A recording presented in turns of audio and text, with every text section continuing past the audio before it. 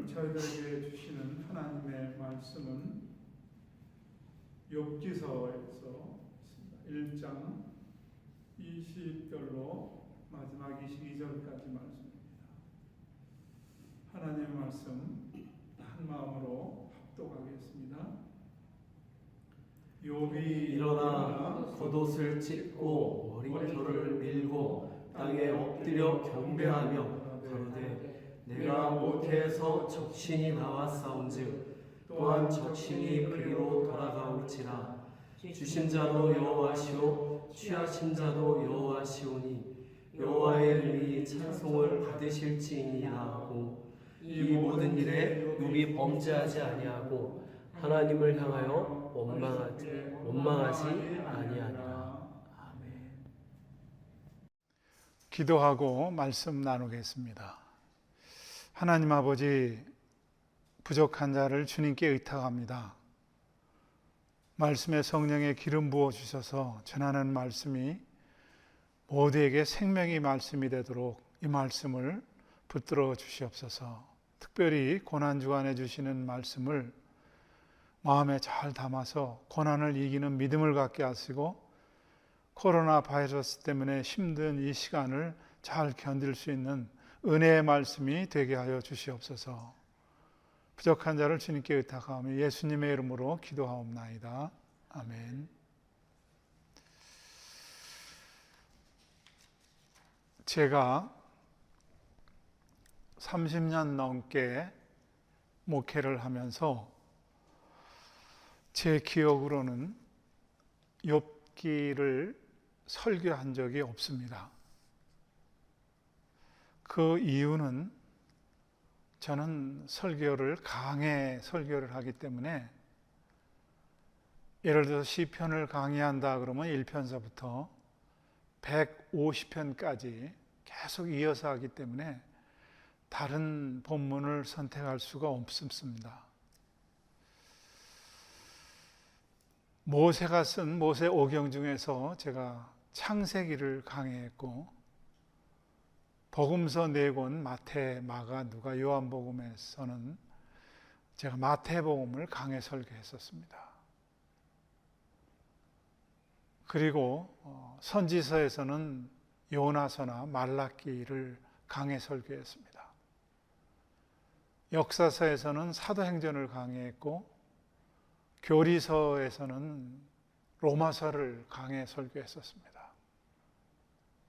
그리고 서신서에서는 갈라디아서, 에베소서, 지금은 고린도 전서를 강의하고 있습니다. 강해 설교를 하다 보니까 다른 본문을 선택해서 예배를 드릴 수 있는 그런 짬이 없었습니다. 그런데 제가 욥기 설교를 안 한 이유는 이거보다는 욥이 고난받는 것에 대해서 제가 이해가 안 돼서 그랬습니다. 욥은 성경에 기록한 대로 순전하고 정직하고 하나님을 경외하고 악에서 떠난 자라고 그렇게 기록하고 있습니다. 하나님을 경외하고 악에서 떠난 자가 왜 고난을 당해야 되는지, 이 점이 저는 이해가 안 됐습니다. 욥기 1장 1절에 보면은 우스 땅에 욥이라 이름하는 사람이 있었는데 그 사람은 순전하고 정직하여 하나님을 경외하며 악에서 떠난 자라, 이렇게 소개하고 있습니다. 1장 8절에 보면은 여호와께서 사단에게 이르시되 내가 내 종 욥을 위하여 보았느냐, 그와 같이 순전하고 정직하여 하나님을 경외하며 악에서 떠난 자가 세상에 없느니라. 사단에게도 욥을 자랑할 만큼 하나님은 욥을 자랑했습니다. 악에서 떠난 자가 세상에 다시 없다고, 욥만한 사람이 없다고 그렇게 자랑했는데 어떻게 욥에게 이렇게 감당하기 힘든 고난을 주시는지, 이 점이 전 이해 안 돼서 설교를 피했었습니다. 그럼 욥이 당한 고난은 어떤 것인가? 하루아침에 욥은 전 재산을 잃었습니다. 갈대아 사람이 쳐들어와서 낙타 3,000마리와 종을 죽이는 3,000마리를 훔쳐가고 종을 죽이는 그런 일이 있습니다. 낙타 3,000마리 많은 재산입니다. 그 당시에. 이 갈대아라고 하는 것은 지금 이락의 땅에 해당되는데 이쪽에서 사람들이 와서 다 가져갔습니다. 또 스바 사람들이 쳐들어와서 소 1,000마리와 암낙이 500마리를 가져갔다고 그랬습니다. 스바는 지금 예멘 쪽에 해당하는 땅인데 이렇게 해서 전 재산이 다 사라졌습니다. 그리고 자식 10명이 집에서 같이 함께 식사를 나누는 중에 태풍이 불어와서 집이 무너지면서 아들 7, 딸 3이 한꺼번에 죽었습니다. 하나님은 도대체 악에서 떠난 욥을, 하나님을 경외하는 욥을 왜 이렇게 힘들게 하시는가? 이것이 이해가 되질 않았습니다. 뿐만 아니라 욥 자신도 병에 걸렸습니다. 악창이 나서 얼마나 가려운지 기와장으로 그 가려운 데를 극달화할 정도로 심한 고통이었습니다. 욥 2장 7절로 8절에 보면은 제가 방금 말씀드린 내용이 나옵니다. 사단이 이에 여호와 앞에서 물러가서 욥을 쳐서 그 발바닥에서 정수리까지 악창이 나게 한지라 욥이 제 가운데 앉아서 기와 조각을 가져다가 몸을 긁고 있더라 그랬어요. 하나님을 경외하고 악에서 떠난 사람에게 육신적인 질병 그리고 자식이 다 죽어가고 모든 재산이 날아가는 이런 내용에 이해가 안 되고 납득이 안 돼서 설교를 못했습니다. 제가 3월 둘째 주에 내게는 여전히 불편하신 하나님이라고 하는 책을 여러분들에게 설교 중에 소개했었습니다.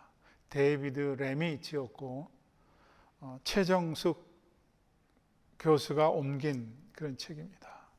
이 내용에 보면은 하나님이 참 불편한 내용이 나옵니다. 강간한 사람과 결혼을 하라는 내용이 나와 있습니다. 아니, 민수기에 나와 있는 강간한 사람과 결혼하는 이 내용은 본래 결혼한 자를 죽이라고 하는 율법의 내용과는 상반되는 말씀입니다.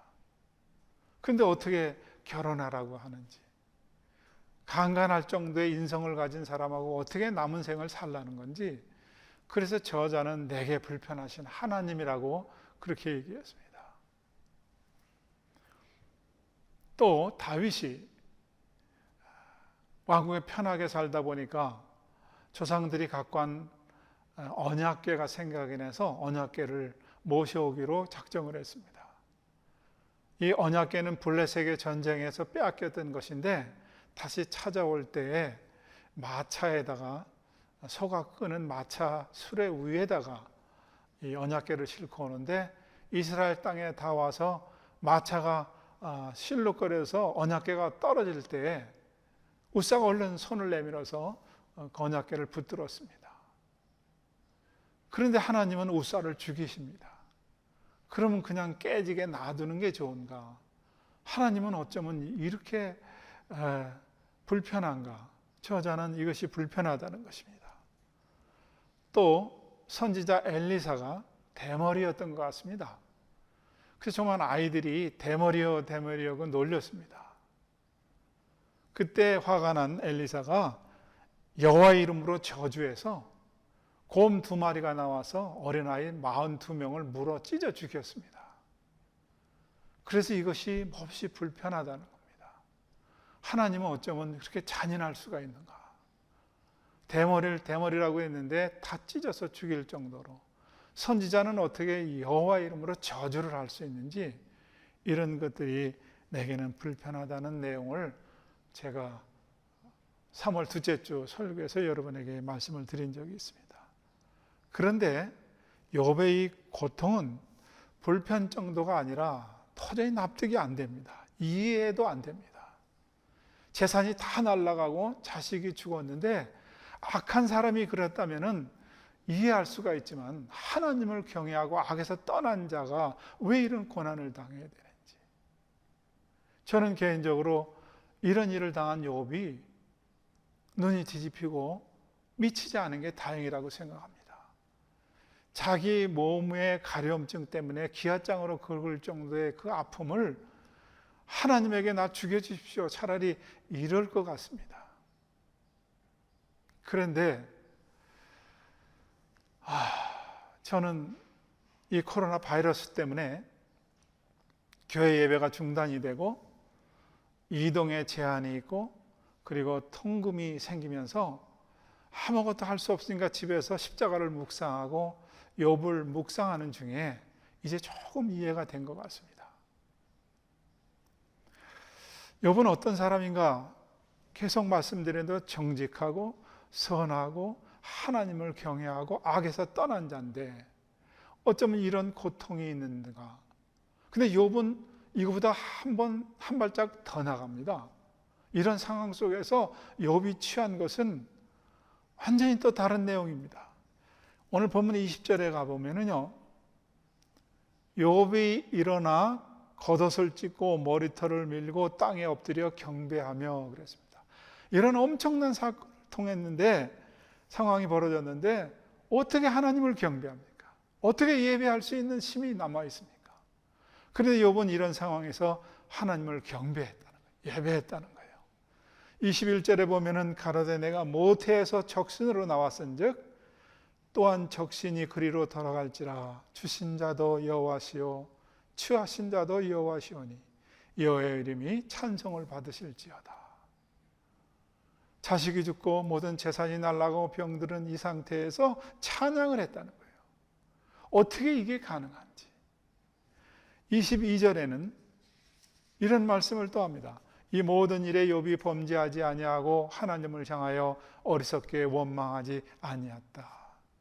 어떻게 이런 상황에서 하나님을 찬양하고 예배하고 원망하지 않은가? 이 정도 되니까 하나님은 사탄에게 욥을 자랑했을까? 그런 생각을 해봅니다. 그런데 십자가의 고난을 깊이 묵상하다가 욥은 사람이라서 그럴 수 있다고 치자고요. 인간의 한계가 이럴 수 있다고 치자요. 그런데 전능하신 하나님이 하늘의 권세와 땅의 권세를 다 가지신 그분이 이 땅에 오셔서 우리를 위해서 고난당하고 고통당했다는 거예요. 하나님이 침뱉음을 당했다는 거예요. 하나님이 따구를 맞았다는 거예요. 여러분, 하나님이 어떻게 이런 수치를 가만히 있을 수 있습니까? 하나님이 등에 채찍에 맞았다는 거예요. 우리가 늘 고난중화 때 설교하는 것처럼 채찍도 보통 채찍이 아니라 채찍 끝에 생선 가시나 조그만 낚싯바늘이 당겨져서 달려서 때리면 이것이 등에 달라붙어서 땡기면 쭉 찢어지는 그런 등에 채찍을 39대나 맞았다는 거예요. 양손 양말에 하나님의 못 박혔다는 거예요. 십자가에 모진 고난을 당하시고 못 박혀 죽었다는 거예요. 전능하신 하나님이. 어떻게 하나님이 이런 고난을 당하고 죽임을 당할 수 있습니까? 욥은 죽임을 당하지 않았습니다. 인간의 최고의 한계점에 도달했을 때 욥과 그리고 하나님이 죽으심을 비교해 볼 수 있었습니다. 여러분, 이 고난 주간에 댁에서 어떻게 이 고난 주간을 보내고 계십니까? 어떻게 이 고난 주간을 보내야 될까요?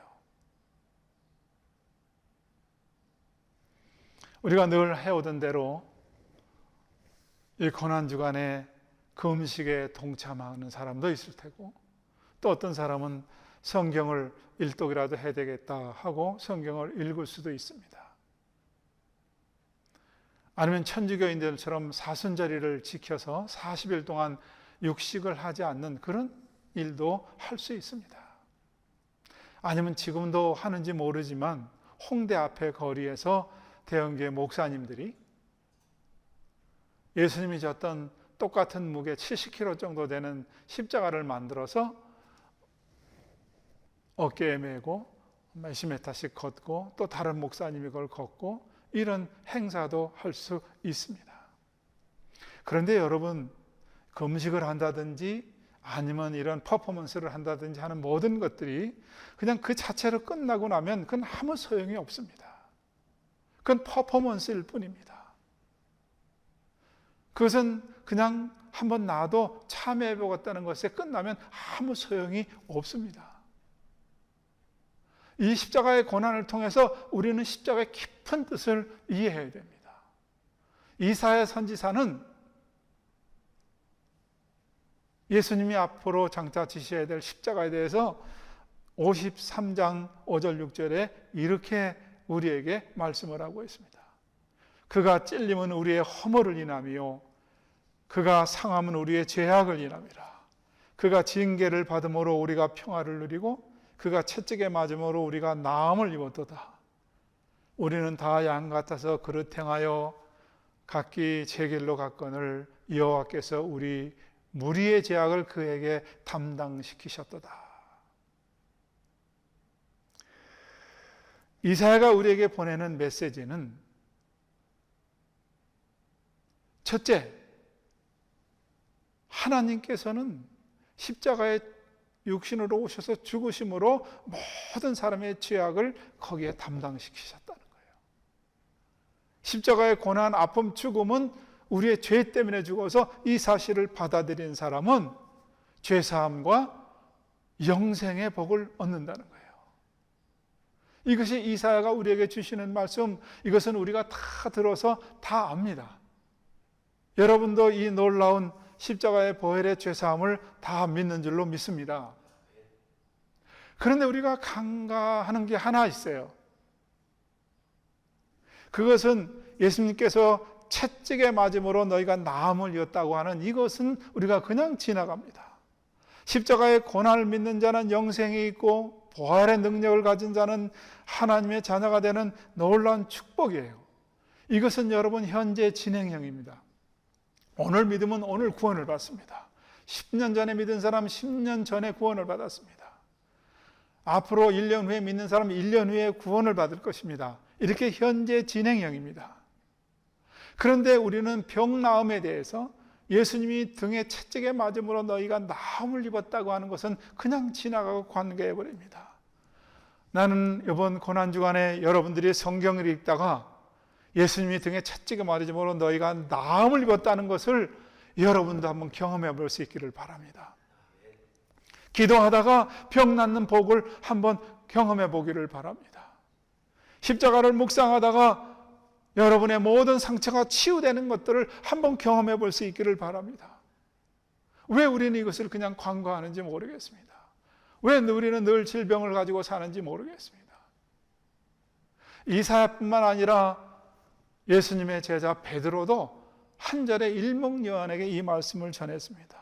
베드로전서 2장 24절에 보면은 친히 나무에 달려 그 몸으로 우리 죄를 담당하셨으니 우리로 죄에 대하여 죽고 악에 대하여 살게 하심이라. 저가 채찍에 맞음으로 너희가 나음을 입었다 그랬어요. 베드로 사도는 예수님이 등에 채찍에 맞음으로 우리가 나음을 입었다는 것을 우리에게 다시 상기시켜 줍니다. 저는 오늘 잠이 안 와서 새벽 2시에 잠이 깨서 일어났습니다. 설교 원고를 이렇게 들여다보다가 성경이 이렇게 눈에 잡혀서 마가복음을 제가 읽기 시작해서 4시에 끝났습니다. 2시간 동안 마가복음을 정독했습니다. 근데 평상시 같으면은 그냥 읽고 말았을 건데 이 마가복음이 처음서부터 병 고치는 것으로 끝내서 시작해서 병 고치는 것으로 끝나는 거더라고요. 제가 깜짝 놀랐습니다. 1장서부터 예수님은 귀신을 내어 쫓고 베드로의 장모의 열병을 고쳐주기 시작합니다. 나병 환자를 고치고 중풍병자를 고치고 손 마른 자를 고치고 끊임없이 오병이의 기적, 칠병이의 기적을 통해서 먹이시면서 치료하는 내용이 가득 차 있습니다. 그리고 마가복음이 끝날 쯤에는 믿는 자에게는 이런 표적이 나타나는데 너희가 귀신을 내어 쫓고 병든 자에게 손을 얹은 즉 나으리라. 그리고 이 마가복음이 끝납니다. 여러분,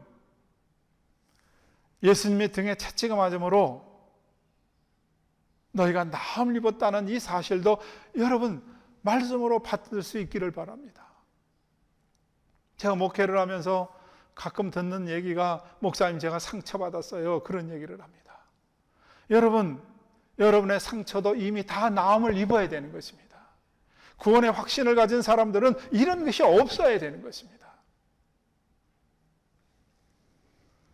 죄악의 무거운 짐, 내가 죄가 씻어지고 하나님의 자녀가 되고 천국에 가는 것이 믿어진다면 여러분, 예수님의 십자가의 보혈의 능력을 믿는 사람은 예수님의 등에 채찍을 맞음으로 너희가 나음을 입었다고 하는 이 말씀도 믿어야 될 것입니다. 제가 여러분들에게 샌드 아트를 보내드렸습니다. 카톡으로 여러분들은 다 보셨을 것입니다. 예수님이 십자가에 고난당하고 죽는 모습을 어쩌면 그렇게 섬세하게 표현했는지 저 자신도 깜짝 놀랐습니다. 그리고 예수님이 고난당하고 죽고 맨 나중에 마지막 한 구절이 뜨는 것이 내가 너희와 영원히 함께하리라 그랬습니다. 여러분, 코로나 바이러스 힘듭니다. 그러나 그 주님이 우리와 함께하는 것을 기억하십시오. 잊지 마십시오. 우리가 힘든 것만큼 그분도 굉장히 힘들어하고 우리와 함께 하시는 그런 은혜로 우리를 예수님도 붙들고 계십니다.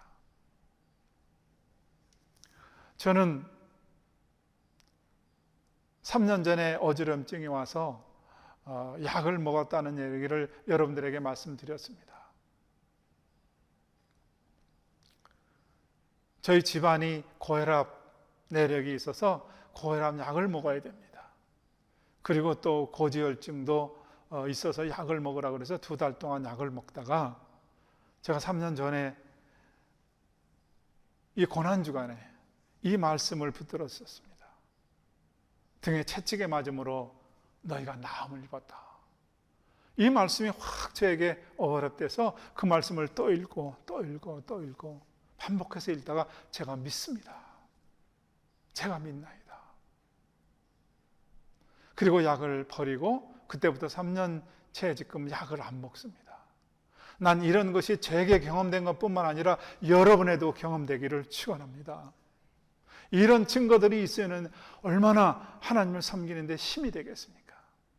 믿음이 없다고 하지 마십시오. 제가 마가복음을 읽었을 때에 그 마가복음에는 그 어린아이 귀신 들린 아버지가 치료시켜달라고 제자들에게 데리고 나왔습니다. 근데 제자들이 고치지 못했습니다. 예수님께 나와서 할 수 있거든요. 이 아이를 좀 고쳐주십시오 했을 때 예수님이 할 수 있거든요가 무슨 말이냐? 믿는 자에게 능치 못할 일이 없다고 했습니다. 믿어야 됩니다. 이미 이사야 선지자가 얘기한 것, 베드로 사도가 얘기한 것을 붙들고 믿어야 됩니다. 믿지 않으면 아무것도 일어날 수 없습니다. 예수님의 고난은, 십자가의 죽음은 죄사함도 있고 치유도 있다는 사실을 꼭 기억할 수 있기를 바랍니다.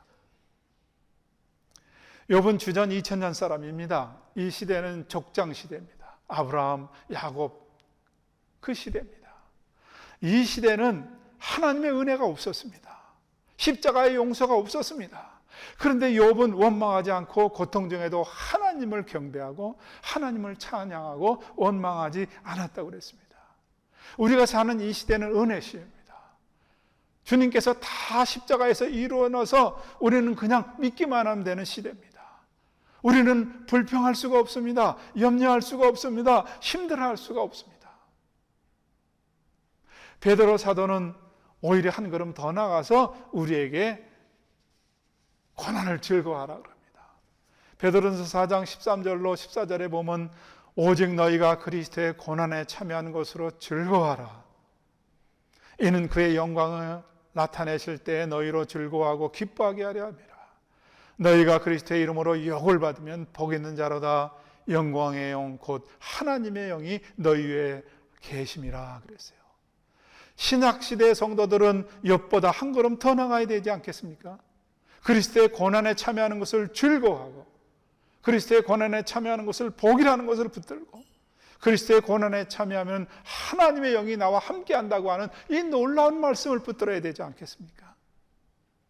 우리는 복하면 내 소유가 조금 많아지고 내가 소망하는 거 이루는 거 자꾸 이러니까 우리의 믿음이 자라질 않습니다.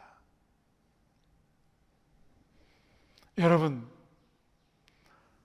이 고난 속에서도 즐거워하고 고난 속이 복이라고 하는 것, 고난에 여러분 하나님의 영이 나와 함께한다고 하는 놀라운 한 단계 높은 신앙을 소유할 수 있기를 바랍니다. 이것을 갖지 못하면 늘 헤맵니다. 이 고난에 참여함은 뿐만 아니라 부활의 영광을 보게 됩니다. 십자가의 죽음이 없이는 부활이 없습니다. 고난이 없으면 부활의 영광이 없는 것입니다. 고난 주간을 통해서 여러분들과 내가 다시 한번 잠에서 깨어나는 것은 우리의 믿음이 화석화되어 있는지도 모르겠습니다. 아무 일도 안 일어나는 것을 당연하게 생각하는지도 모르겠습니다.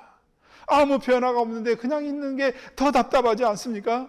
여러분, 십자가의 죄사함, 십자가의 놀라운 구원의 능력 뿐만 아니라 주님의 등에 채찍음으로 너희가 나음을 입었다고 하는 이 말씀을 다시 한번 상기하시고 많은 질병은 다 말씀 붙들고 해결하세요. 그리고 건강한 모습으로 살아가셔야 됩니다. 난 여러분의 말씀을 듣다가 예수 그리스도의 피로 죄-씻음 받고 구원을 확신을 갖는 여러분이 나타날 수 있기를 바랍니다. 생명을 얻는 사람이 말씀을 듣다가 일어날 줄로 믿습니다. 말씀을 듣다가 등에 채찍에 맞음으로 나음을 입었다는 이 말씀을 들고 질병이 치료되는 역사가 있기를 바랍니다. 상처가 치유되는 역사가 있기를 바랍니다. 그래서 이런 것들을 가지고 간증하며 예배할 수 있기를 바랍니다. 한 걸음 더 나가서 십자가의 고난을 묵상하다가 다친 것이 있으면 열리고 막힌 것이 있으면 뚫어지고 얽히고 설킨 것이 있으면 다 풀어지는 역사가 있기를 주님의 이름으로 축원합니다. 고난도 즐거워할 수 있는 그런 성숙된 신앙을 다시 한번 말씀을 통해서 여러분에 정했는데 이 말씀이 주님 앞에 서는 그날까지 여러분의 삶 속에서 나타날 수 있기를 다시 한번 축원합니다. 기도하겠습니다. 하나님 아버지, 오늘 귀한 말씀을 우리가 다시 한번 들었습니다. 이 말씀 가슴에 새기고 우리의 삶 속에 나타나기를 원합니다. 그래서 욥처럼 고난을 이겨내고 베드로처럼 고난도 즐거워할 수 있는 믿음의 사람으로 아버지 하나님 자리하게 하여 주시옵소서. 이 말씀을 듣고 이 어려운 시기를 이겨나갈 수 있는 하나님의 귀한 자녀들 되도록 축복하여 주시옵소서. 예수님의 이름으로 기도하옵나이다. 아멘.